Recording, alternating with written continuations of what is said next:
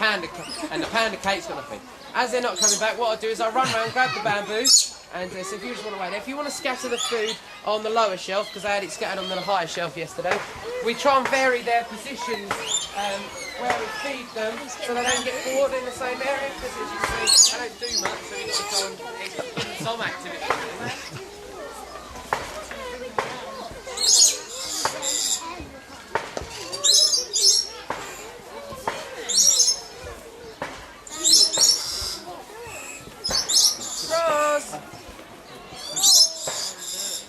One of the pandas was actually moving along there. I think. There she comes.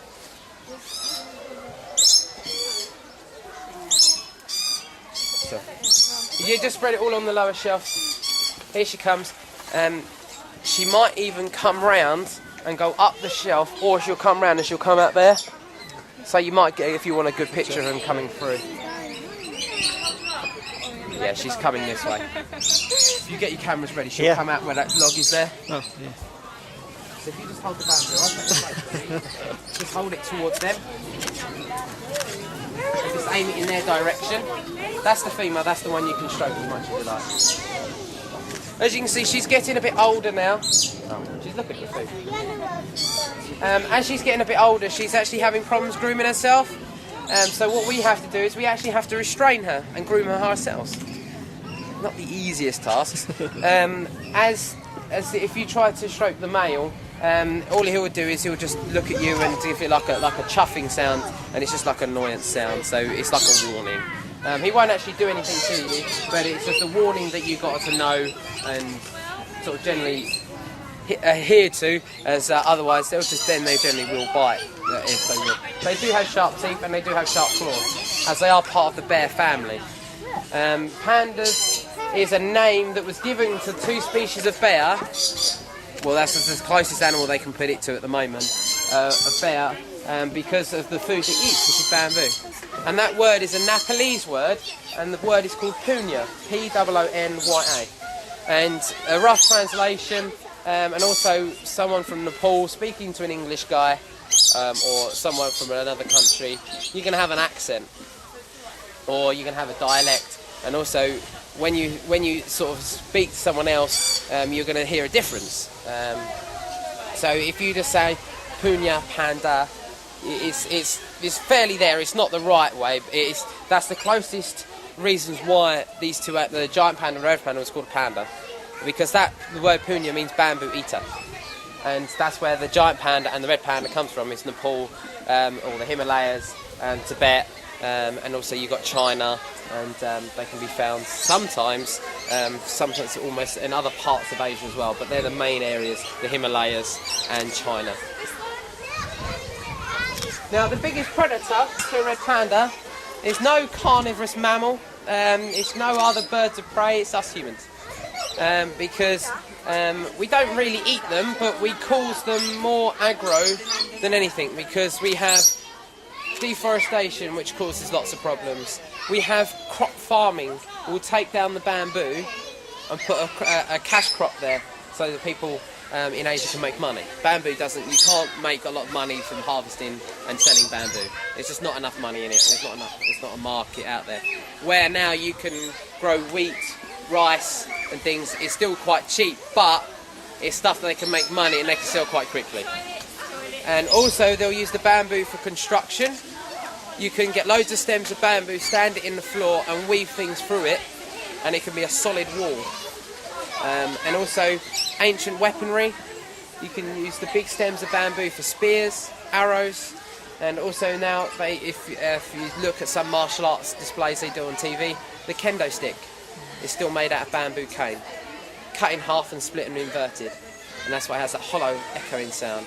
And they just use like twine to tape up the top bits and the bottom bits, and it's supposed to be very strong and painful if it hits you. I've never been hit by one, so I don't know, I can't comment on that bit. But yeah, so the bamboo is used for a variety of different weaponry, as well as construction and ancient spears and arrows. Wow, look, can you zoom in there now? Then the thicker stems of bamboo, where the old bamboo was from yesterday, we take it out and put the fresh stuff in.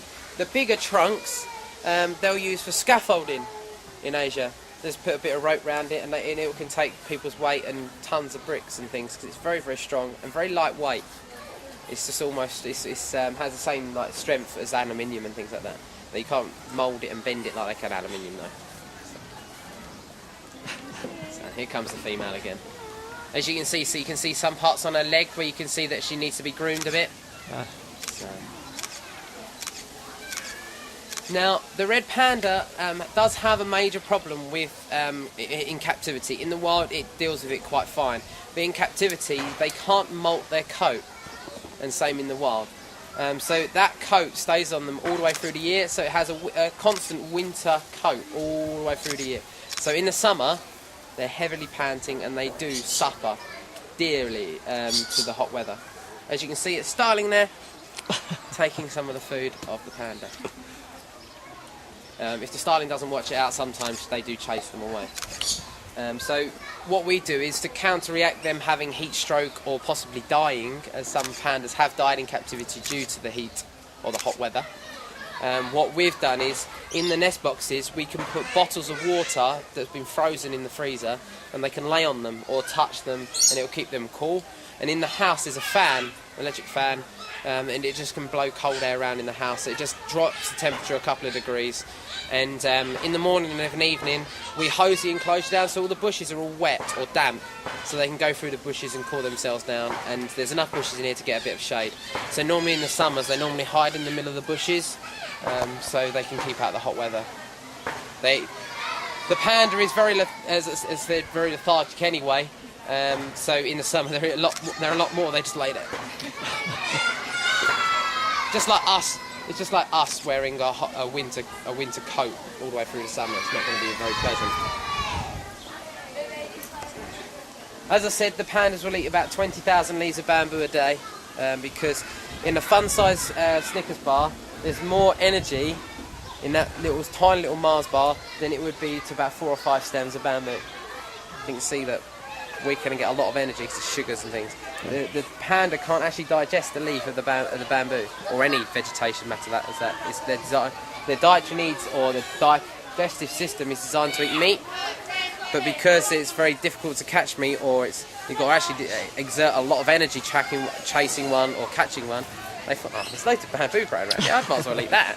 Because they were an omnivore animal anyway, just like all bears are. You'll get bears eating a lot of salmon. That's why they are classed as a carnivore.